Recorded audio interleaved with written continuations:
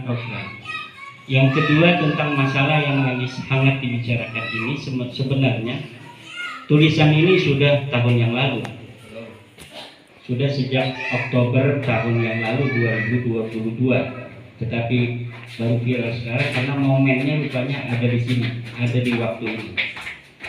Kita bicara nasab daripada Dzurriyyat Nabi ini tidak bisa dipisahkan dari terminologi teologi, di mana di dalam teologi akidah Islam kita kenal ada firqah yang bernama Syiah, ada firqah yang namanya Nawasib, ada firqah yang namanya Ahlus Sunnah wal Jamaah.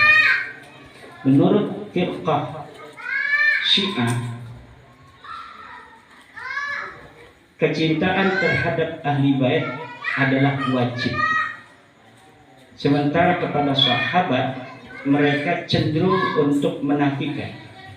Bahkan sahabat-sahabat utama bagi orang Syiah termasuk adalah orang yang berbuat dosa besar, min ahlinna. Sementara kaum Nawasib ini lebih mencintai sahabat, cenderung membenci ahli bait. Nah, kemudian di tengah-tengah ada mayoritas, yaitu Ahlus Sunnah wal Jamaah, di mana di dalam teologinya bagi Ahlus Sunnah wal Jamaah adalah mencintai ahli bait dan mencintai sahabat Nabi. Lalu siapakah ahli bait yang menjadi doktrin teologis daripada Ahlus Sunnah wal Jamaah? Ini yang jadi masalah. Ahli bait itu, saya punya istri punya anak saya, itu namanya ahli bait. Kalau mau kemana-mana dibawa. Selain apa yang ada di dalam keluarga kita, di dalam sebuah rumah itu, anak kita yang sudah menikah pindah rumah, kalau dia masih hidup, kita masih hidup, itu masih ahli bait. Kadang-kadang walaupun sudah misah menantu itu, kalau kita mau jalan-jalan kita ajak, karena dia apa? Ahli bait.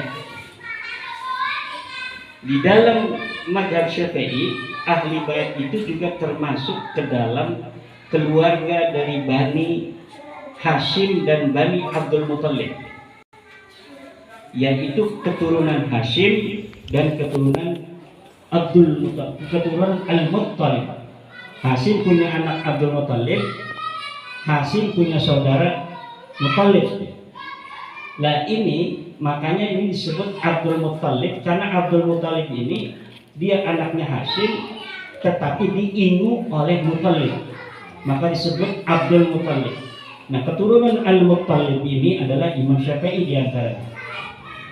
Nah, keturunan ini yang dianggap oleh atau dijadikan sebuah mazhab oleh Syafi'i sebagai termasuk dalam ahli baitnya Nabi ketika Nabi masih hidup. Adapun orang-orang yang hidup zaman sekarang yang mempunyai silsilah nyambung kepada mereka, baik dari keluarga Bani Hashim dan Bani Muthalib, itu disebut keturunan ahli baitnya Rasulullah SAW. Dan hadis-hadis yang menyatakan, menerangkan tentang wajibnya kecintaan ahli bait itu yarji'u ila man kana fi zamanihi sallallahu alaihi wasallam. Siapa yang mencintai ahli baitku, maka wajib baginya syafaatku. Itu untuk siapa? Untuk ahli baitnya Rasulullah Muhammad sallallahu alaihi wasallam, yang di dalam hadis kisah itu hanya termasuk Sayyidina Ali, Sayyidina Fatimah, Hasan dan Husain. Tidak termasuk istri Rasul. Menurut ulama lainnya, istri Rasul pun termasuk, karena istri Rasul adalah merupakan asbabun nuzul daripada turunnya ayat innama yuridullahu liyudhiba ankum rijsa wa yutahhirakum tathira, bukan wa yutahhirukum tathira. Kemudian di dalam masalah zakat termasuk Bani Hashim dan Bani Muthalib. tapi tidak masuk di dalam bab fadilah. Menurut Imam Syafi'i munfaridan, orang-orang yang ada dari Bani Hashim dan Bani Muthalib yang ada sekarang tidak boleh menerima zakat. Dia ahli bait di dalam masalah zakat. Definisi ahli bait dalam masalah zakat la min babil fadilah, bukan dari bab fadilah yang ada pada hadis-hadis itu. Siapa yang mencintai ahli baitku dia wajib syafaatku, siapa yang membenci ahli baitku dia akan mendapatkan neraka. Karena pada waktu itu ada orang-orang nawasib yang benci terhadap keluarganya Rasulullah Muhammad SAW. Bahkan berbagai macam rekayasa dari orang-orang nawasib ini dilakukan untuk mencelakai Siti Fatimah, Sayyidina Ali, Hasan dan Husain. Lalu di tengah masyarakat ini ada iltibas baina makna ahli bait yang yarji'u ila tahrimis shadaqah, diharamkannya zakat, dengan ahli bait yang mendapat fadail daripada hadis-hadis fadilah yang disebutkan Rasulullah ini. Hadis yang sering dibawa oleh Bahar bin Sumair bahwa khuliqu min tinati segala macam itu tidak kembali kepada orang yang nasabnya nyambung kepada Rasulullah yang ada sekarang. Coba lihat hadis-hadisnya, asbabul wurud dari hadis itu apa? Itu hanya kepada keluarga Nabi yang ada pada saat di mana hadis itu ada. Karena ada orang-orang yang membenci keluarga Nabi pada saat Nabi masih hidup. Ada orang yang merasa cemburu kepada keluarga Nabi. Maka Nabi berkata demikian. Nah, itu tentang ahli bait. Lalu dzurriyyat Nabi yang haram mendapatkan sedekah dan mendapatkan cinta daripada kaum muslimin hari ini, walaupun tidak ada dalil sedikit pun yang menerangkan tentang wajibnya mencintai mereka.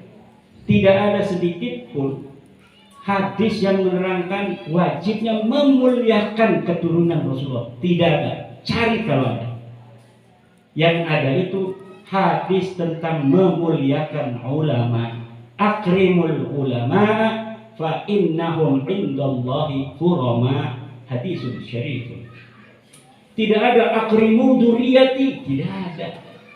Lihat, cari dari kutub sittah atau kutub yang lain-lain dari hadis-hadis tentang kewajiban mencintai dzurriyyat Nabi itu tidak ada. Kalaupun ada, sering diungkapkan di dalam ceramah-ceramah itu adalah perampasan dari hadis untuk keluarga Nabi yang ada pada zamannya, kemudian dibawa maknanya untuk mereka yang ada di hari ini, dan itu pun yang membawanya orang yang berkepentingan itu. Dia yang mendapatkan itu, dia yang menerangkan. Ini anak ini cucunya Nabi. Nabi berkata, siapa orang yang mencintai cucunya Nabi, maka dia akan mendapat syafaat. Siapa orang yang membenci cucunya Nabi, maka dia akan mendapat laknat dariku, masuk neraka. Yang ngomong dia sendiri, ulama nggak ada yang ngomong. Harusnya kalau betul itu ulama yang ngomong, tapi tidak, karena ulama tahu ini asbabul wurud hadis ini kemana. Siapa ahli bait yang dimaksud itu? Nah, itu satu. Tetapi lah, kalau mau kita ini wajib mencintai siapapun, apalagi dia yang ada ikatan darah dengan Rasulullah tentunya itu lebih banyak pahalanya. Lalu siapa cucu Rasulullah yang betul? Sekarang ini ada enggak cucu Rasulullah yang betul? Ini yang saya kaji di dalam penelitian saya. Di Indonesia ini tidak ada yang terkonfirmasi secara ilmiah dalam kajian kitab-kitab yang ada di dalam khazanah kitab nasab Islam yang ada sejak masa lalu sampai sekarang, sanad yang tersambung yang kemudian apabila sanad yang tersambung ini diambil contoh kepada orang yang mengaku cucu Nabi hari ini, tidak terkonfirmasi, tidak nyambung. Bagaimana contohnya? Contohnya, ya yang karena ada yang ngaku cucu Nabi, contohnya sekarang ini di media-media itu adalah mereka yang disebut para habaib. Ya maka karena saya itu melihat di dalam media online ada nasabnya Habib Rizik, ada di media online 1 sampai 39, ada Bahar Sunit 1 sampai sekian 38 atau 39 itu saya lupa. Maka mereka lah yang saya ambil sampelnya, karena yang lain saya belum dengar ngaku-ngaku cucu Nabi.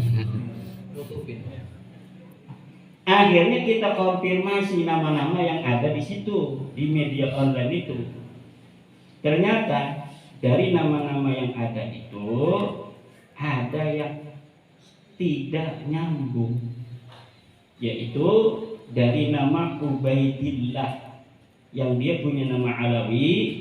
Alawi ini adalah datuk daripada penamaan suku mereka yang disebut suku Bani Alawi. Jadi mereka itu di Yaman dikenal dengan suku Ba'alawi nisbatan ila Alawi bin Ubaidillah. Jadi disebut Ba'alawi itu bukan karena turunan Sayyidina Ali. Ini ditulis dalam kitab-kitab mereka bahwa Ba'alawi ini adalah nisbatan ila Ali bin Ubaidillah, yang kata mereka Ubaidillah ini adalah anak Ahmad ibni Isa. Ahmad bin Isa ini tercatat di dalam naskah-naskah kitab-kitab nasab yang pada saat Ahmad bin Isa itu ada. Tetapi tidak disebutkan di dalam kitab-kitab yang ditulis pada masa Ahmad bin Isa, pada masa Ubaidillah 383 dia meninggal, pada masa Alawi 400 Hijriah dia meninggal. Kitab-kitab yang ada di abad itu tidak menyebutkan Alawi sebagai cucunya baginda Rasulullah Muhammad SAW. Tidak menyebutkan Ubaidillah ayahnya Alawi ini adalah anak Ahmad bin Isa, karena di dalam kitab-kitab itu disebutkan Ahmad bin Isa yang sudah sahih sebagai cucu Nabi itu hanya mempunyai 3 anak. Yang pertama adalah Muhammad, yang kedua adalah Ali, yang ketiga adalah Husain. La yakunu waladun ismuhu Ubaidullah atau Abdullah. Itu kita udah dari mulai Tahdhibul Ansab, dari mulai Al-Majdi, kemudian As-Syajarah Al-Mubarakah, Al-Fahri, Al-Asili, kemudian kitab-kitab abad ke-8. Baru nanti abad 9 ini ada baru nama-nama yang disebutkan oleh mereka ini.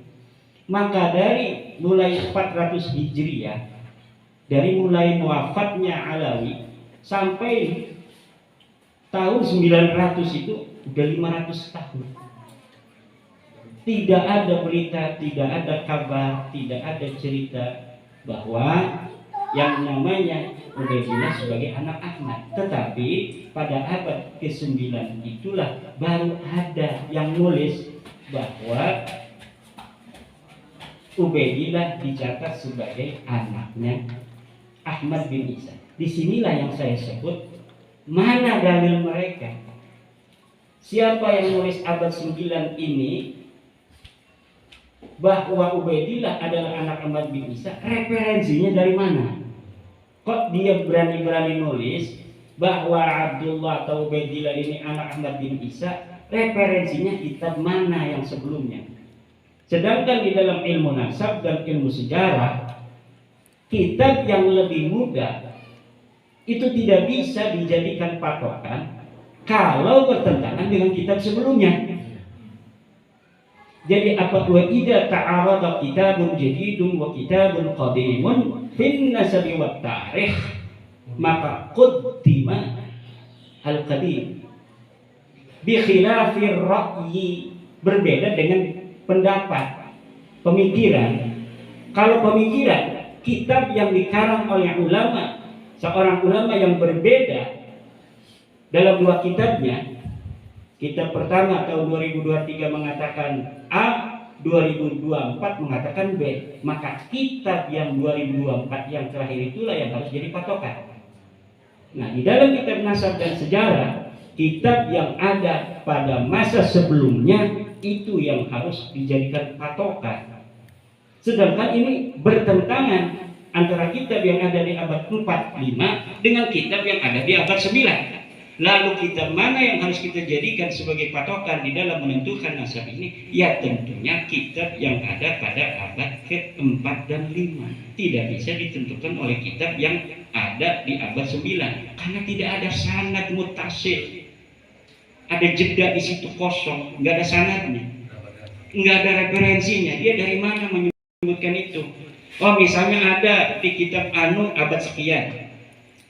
Kita lihat abad itu, kemudian kita lihat kitabnya, betul apa tidak? Ternyata nggak ada. Nah, lalu kitab abad sebelumnya berdasarkan referensi abad sebelumnya, tidak ada. Abad sebelumnya berdasarkan referensi abad sebelumnya, tidak ada. Kitabnya ada, tapi tidak mencatat nama itu sebagai anak daripada Ahmad, yaitu Ubaidillah. Tidak dicatat sebagai anaknya Ahmad. Nah, lalu bagaimana kita bisa percaya bahwa Ubaidillah ini adalah cucu Rasulullah? Padahal kok tidak dicatat selama 500 tahun. Baru ada setelah 500 dari wafatnya. Saya Imaduddin menulis tahun 2023 bahwa Imaduddin adalah putra Syekh Hasyim Asy'ari, pendiri Nahdlatul Ulama.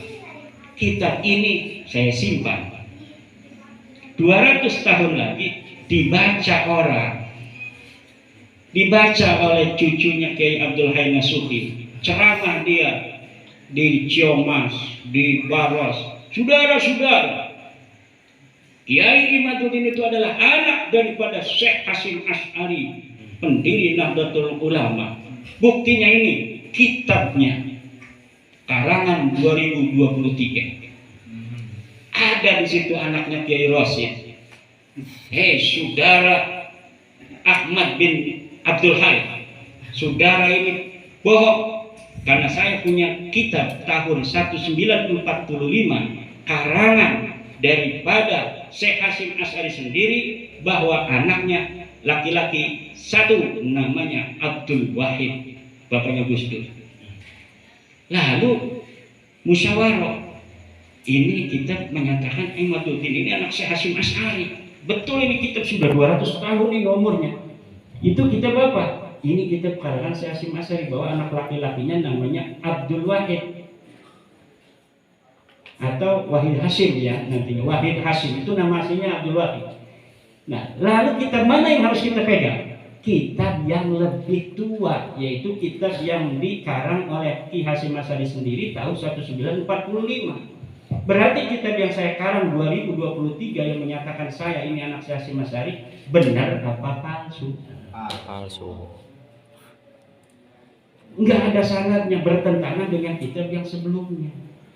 Lah ini yang terjadi.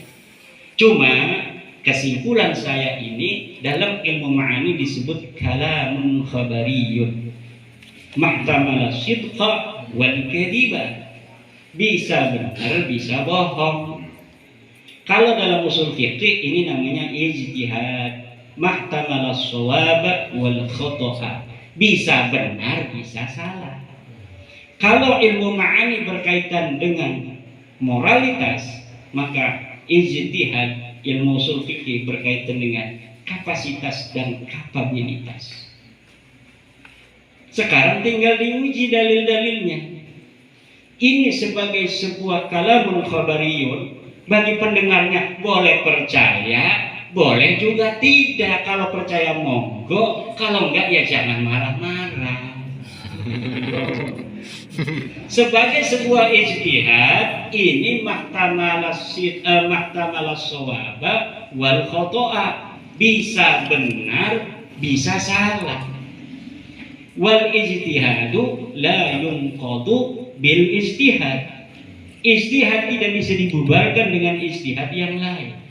Silahkan para orang yang mengaku sebagai cucu Nabi mengaku dia sebagai cucu Nabi, walaupun ada orang yang mengatakan dia tidak sah menjadi cucu Nabi berdasarkan A, B, C, D. Lah, orang yang tidak mengakui dia dipersilahkan tidak mengakui karena ini ijtihad. Orang yang mau percaya dia sebagai cucu Nabi, ya monggo. Jadi masing-masing aja. Yang terpenting dia pun harus bersikap demikian. Kalau suatu saat Kiai Abdul Hayy Nasuhi ngomong saya adalah cucunya daripada Syekh Hidayatullah bin Anu sampai Rasulullah berdasarkan manuskrip Ciomas yang ditemukan misalnya 1700, maka tolong para habaib jangan marah-marah kepada Kiai Nasuhi yang mengaku sebagai cucunya Rasulullah, karena itu juga sebuah pendapat yang berdasarkan dalil. Saling harga menghargai sesuai keyakinannya masing-masing. Jadi tidak ribut, masing-masing pada tawadhu. Yang tidak mau mengaku-ngaku walaupun dia yakin sebagai cucu Nabi, ini yang lebih baik. Karena ketakwaan adalah kemuliaan menurut agama kita. Inna akramakum indallah atqakum. Ketinggian derajat manusia di sisi Allah bil ilmi yarfa'illahu alladhina amanu minkum walladhina utul ilma darajat.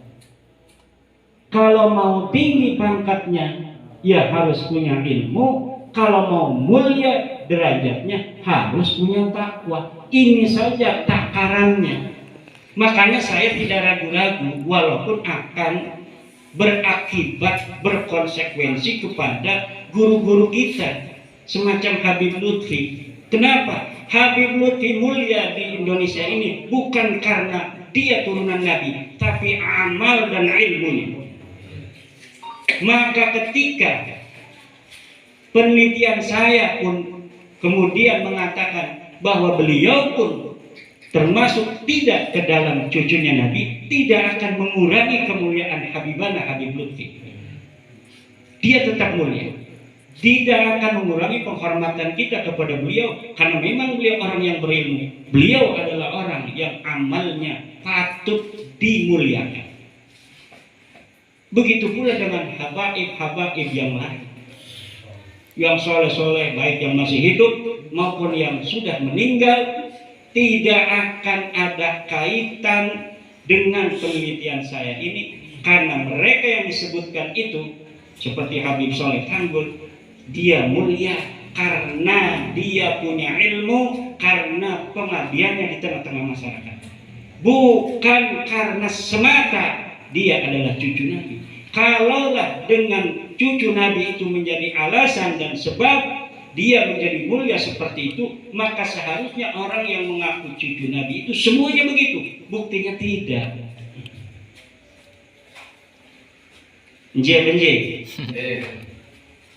Tidak. Tapi karena Habib Lutfi punya ilmu, punya amal, tawadhu, bangsa Indonesia mencintai beliau. Karena Habib Soleh Tanggul punya khidmah kepada masyarakat, masyarakat mencintai beliau. Dan tidak ada ukuran kemuliaan yata'allaqu bid-dami wa bin nasabi. Kullu yata'allaqu bil ilmi wat taqwa. Li'anna dinal Islam dinut taqwa wal ilmi la dinu nasabin wadani.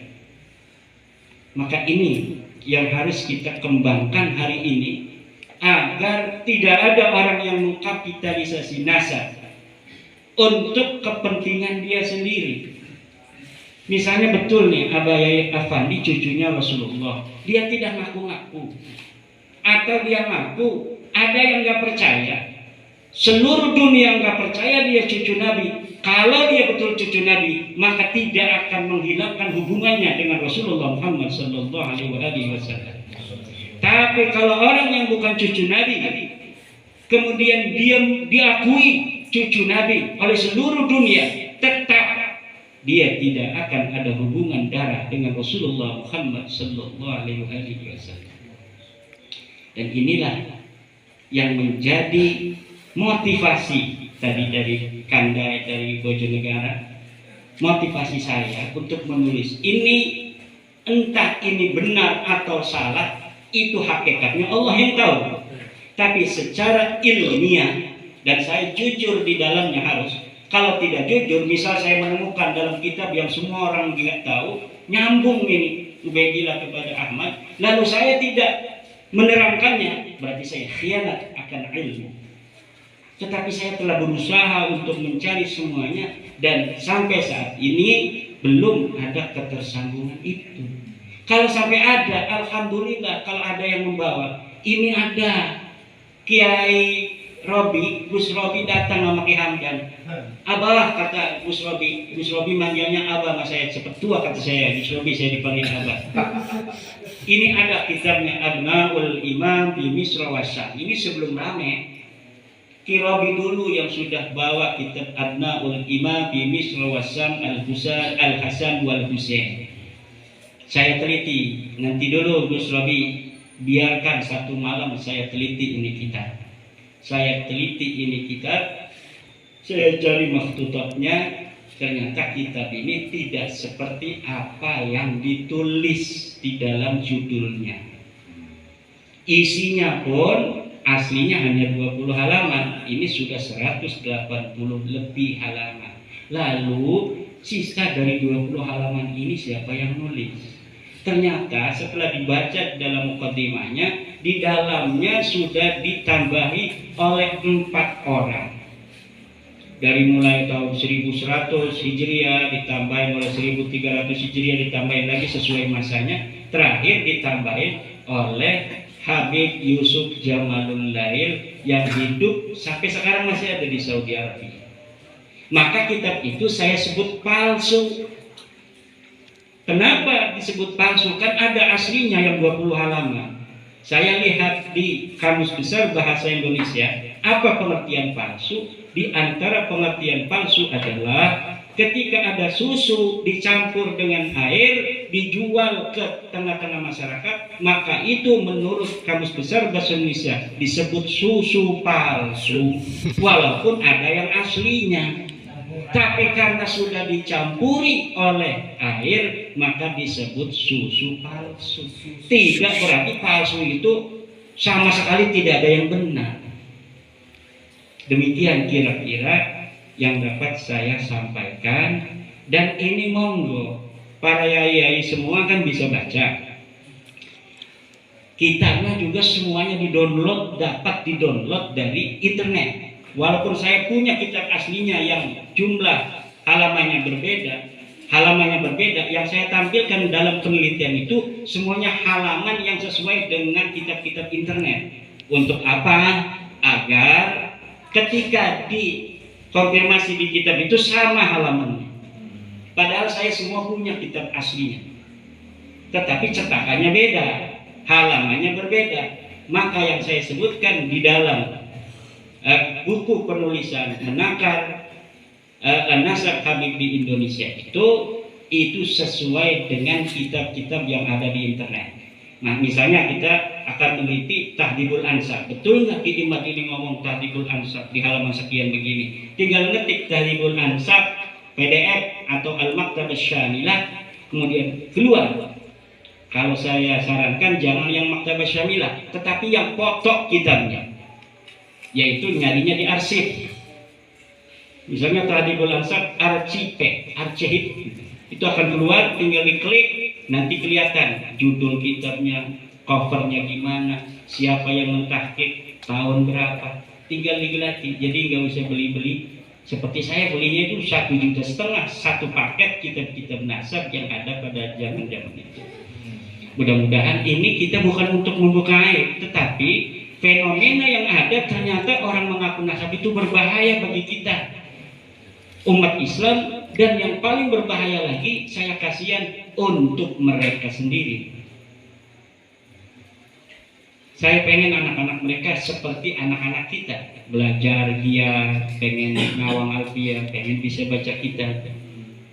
Sementara yang kita lihat nanti kalau orang itu membesar-besarkan nasab, sejak kecil sudah ngomong kamu adalah cucunya Nabi, kamu berbeda dengan orang lain, kamu lebih tinggi derajatnya dari 70 kiai dan 70 ulama. Kamu jangan, misalnya, ini misal, jangan menghormati kiai. Kiai yang harus cium tangan pada kamu walaupun kamu bodoh, walaupun kecil.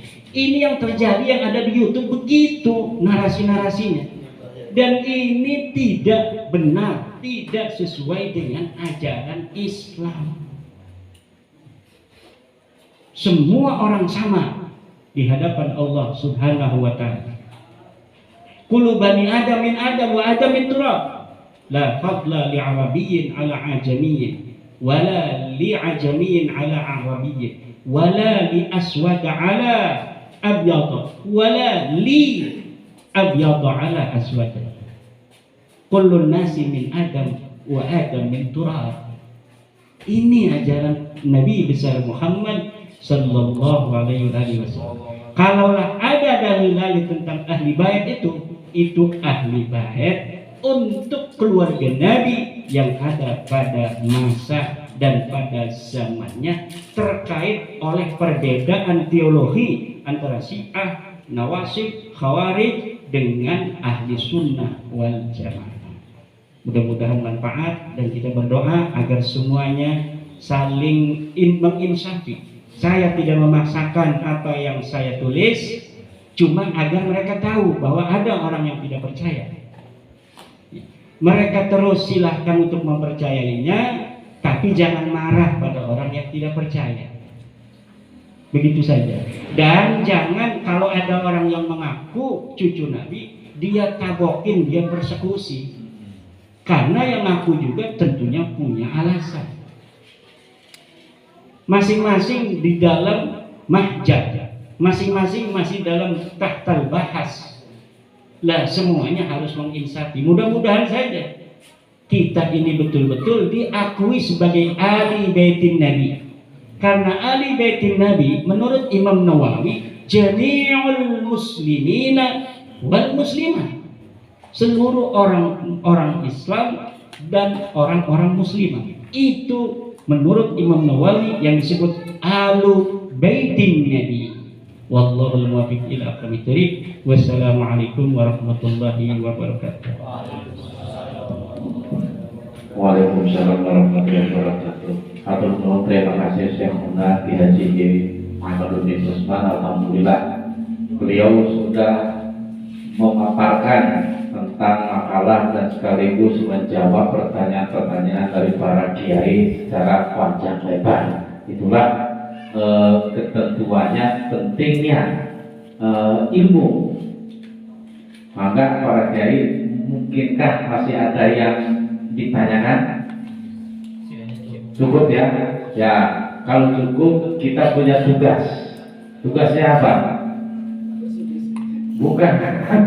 Tugas kita itu membantu. Nah, itu.